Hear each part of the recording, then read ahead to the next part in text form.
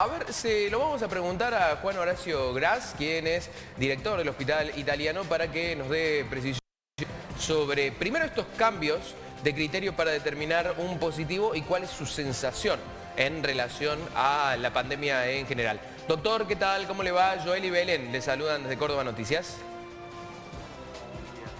Muy bien. Bueno, como primera medida, si le parece, estos criterios que estábamos repasando recién, a partir de lo que ha determinado el Consejo Federal de Salud, ¿qué le parece en cuanto a determinar un positivo sin necesariamente tener un test que así lo diga? Me parece que estoy de acuerdo con eso, dado que el número de contagios es tan grande que me parece que ya no es necesario tener el momento de ser positivo, sino que solamente con un criterio epidemiológico ya sabemos si hemos sido contacto estrecho y estamos con síntomas.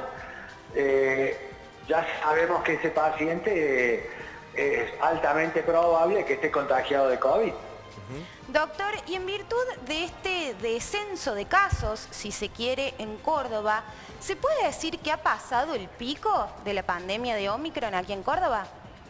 Bueno, yo creo que como pasó en el resto de la pandemia, digamos, lo que ya hemos vivido, las olas anteriores, comienzan en una parte del país, se va generando el pico máximo y después comienza el descenso, mientras que en otras ciudades o en otras provincias ese ritmo es distinto en función de que empezó más tarde.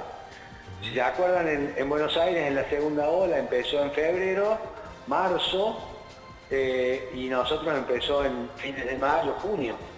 Y transcurrimos la ola en tiempos distintos, pero de la misma forma. En Córdoba, la ola de la variante Omicron comenzó antes que en el resto del país y hemos alcanzado un número máximo de 15.000 contagios diarios de lo que se pudo testear.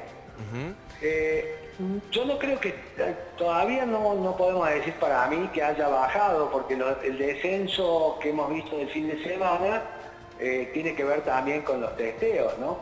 No estamos seguros, pero bueno, el viernes ya estábamos en 13.000 contagios y probablemente se ha estabilizado. Con lo cual es probable que estemos descendiendo el pico, lo cual lo veremos en los próximos días de acuerdo al número de contagios que vayamos teniendo. De todas maneras, ha subido la ocupación de camas, no al nivel que teníamos con las otras variantes. Para que ustedes se den una idea, en la ola de junio tuvimos un número máximo de contagios de alrededor de 5 o 6.000 personas diarias y una ocupación en el hospital nuestro de 150 pacientes internados con patología COVID. En esta, que hemos llegado a 15.000 contagios diarios, no hemos superado los 60 internados. Claro. Lo cual no quiere decir que no haya habido casos graves y por supuesto, a los 15 días de que comienza la ola de contagio empieza a subir la internación y posteriormente vemos el número de muertes, ¿no? Claro. ¿Tiene una posición tomada en cuanto a la obligatoriedad de la vacunación? ¿O cree, o sea, que efectivamente para empezar a hablar de a poco de endemia es necesario que todos estemos vacunados? ¿O hay que trabajar sobre que una gran parte de la población esté vacunada y con esto es suficiente? Digo, para poder terminar respetando esas libertades individuales de este grupo minúsculo que no se quiere vacunar. Yo primero adhiero a la posición de que esto no hace falta una ley, no debe ser la Cámara de Diputados o de Senadores la que sancione si es obligatorio o no, porque es una potestad del Ministerio de Salud. El Ministerio de Salud no se...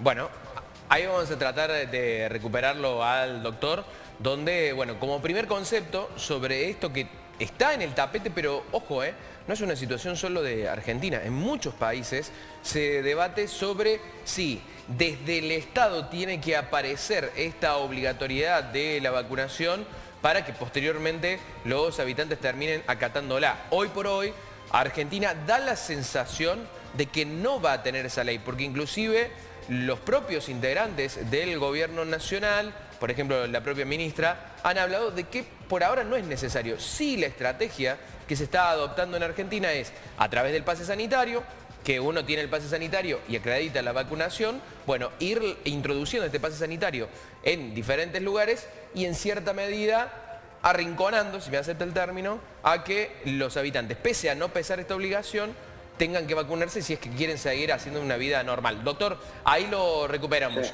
Nos decía de que no le parece que ni diputados ni senadores tengan que decirle a la nación sobre si tiene que ser obligatorio una vacuna, y allí lo perdimos. Sí, por supuesto. Creo que es potestad del Ministerio de Salud, está en la potestad del Ministerio de Salud de la Nación definir si debe ingresar o no en el calendario de vacunación anual. Y con eso ya se torna obligatoria para toda la población. Creo que eso lo va a hacer el Ministerio en función de lo que epidemiológicamente este virus se aconseje a nivel mundial. Creo que sí, toda medida que apunte a que la población adhiera a la vacuna es muy positiva, porque obviamente nos ha demostrado en las diferentes olas que las personas no vacunadas han tenido un peor pronóstico que aquellos que estamos vacunados, ¿no? O sea que la evidencia es muy clara para cualquiera. Doctor, ¿y qué opina de las palabras que ha tenido la OMS respecto del fin de la pandemia, que con la Omicron se terminaría la pandemia? Creo que eso va a ser el futurismo, porque la realidad es que en estas mutaciones que va teniendo el virus, probablemente esta situación todos esperamos que pudiera ser verdaderamente el fin de la pandemia y quedara como una endemia o desaparezca. Porque bueno, estas mutaciones han ido perdiendo virulencia y demás, y puede ser un hecho científicamente probable, pero no creo que todavía podamos afirmar esa situación. Bien, bien. Doctor, simplemente agradecerle por estos minutos y por el diálogo con Córdoba Noticias. Gracias a ustedes.